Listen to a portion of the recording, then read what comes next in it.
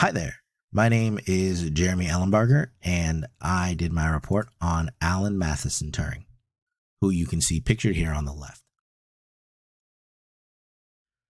So, Alan Turing was born on June 23rd, 1912. This means he grew up in a post World War I, pre World War II era. This allowed him to graduate with a degree in mathematics from King's College, Cambridge in 1934. And that degree allowed him to pursue his PhD in mathematical logic, which he earned from Princeton. Having earned both of those degrees, Turing was able to join a team of scientists who had joined the World War II war effort as codebreakers. After the war, Turing was found guilty of homosexuality in the year 1953, and a year later, on June 7th, 1954, he committed suicide. So Turing had many accomplishments throughout his life. These are some of the more notable ones. In 1936, 2 years before he attended Princeton, he published a paper called On Computable Numbers with an Application to the Einstein-Dunks Problem, or the Decision Problem. This paper would become the world's leading foundation for computational theory. Turing then decided to join the war effort.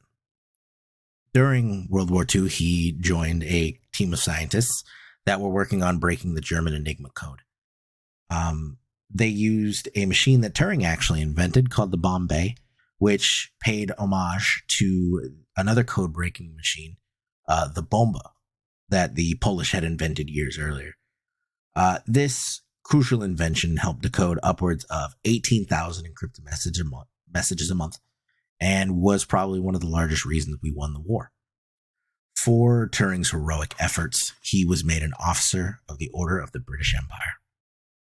In 1945, Turing created the idea for the automatic computing engine, or otherwise known as ACE, which would become the world's first conceptual computer.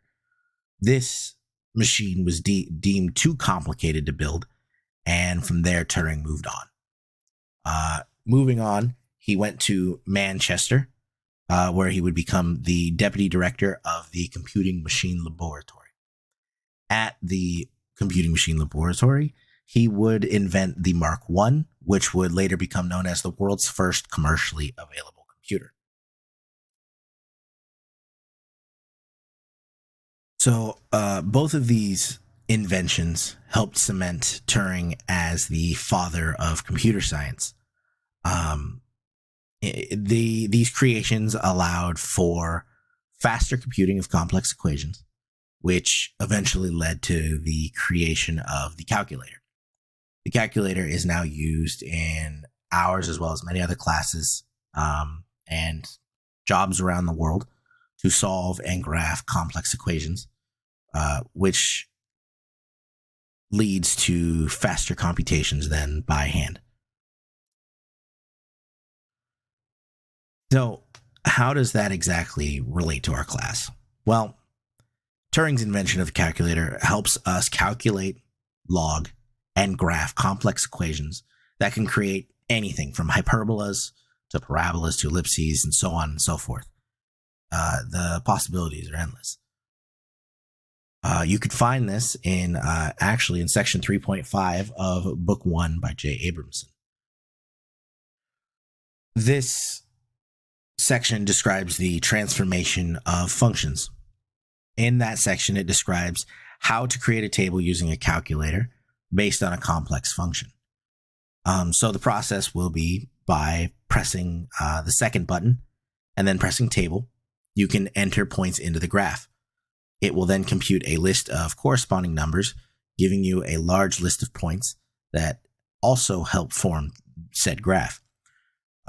After that, you can type your f of x equation into the y equals section, and this will help solve and graph your points, creating your hyperbola, parabola, etc., etc.